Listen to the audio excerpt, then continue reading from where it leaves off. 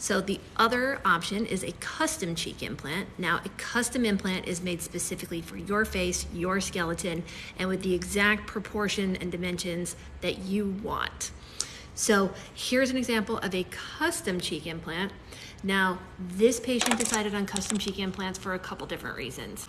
His goal is to have more definition, strong, structured cheeks, as well as a more strong, defined jawline, which also doing a custom jaw implant as well.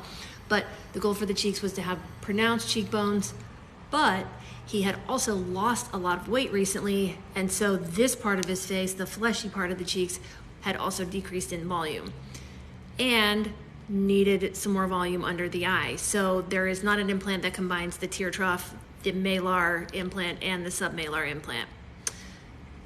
In this implant that we designed, it basically combines all three of those, but with the custom implant, I was able to design a lot of structure in the malar area, restore some volume here in the submalar area, fill this out a little bit, but I did not have it descend so far that it would look feminizing or give him round kind of Kardashian cheeks. We're just trying to replace the volume here, but be extra in the cheekbones. And this is a time when a custom implant is really the best because there is no implant that does all three of these things and does one a lot and then another just a little bit. So custom implant is a great choice here. And here's another example of a patient who did custom chin implants. I'd previously done standard off-the-shelf jaw and chin implant, which worked great in this case, but he decided to do custom cheek implants because his needs for his cheeks didn't quite fit any of the implants available.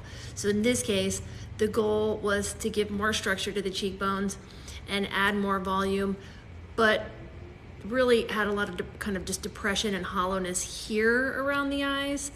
And so what I was able to do with a custom implant is build up the volume higher than any off-the-shelf implant comes. And then we were able to extend that volume across the tear trough to add a little bit more structure and support there.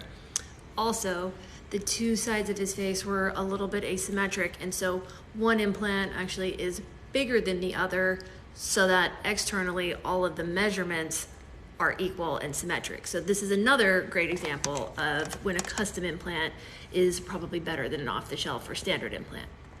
So not everybody needs a custom implant. For some people it's preferred, it's what they want, but in a consult I'm usually able to talk to patients and see what exactly their goals are and help steer them one way or another.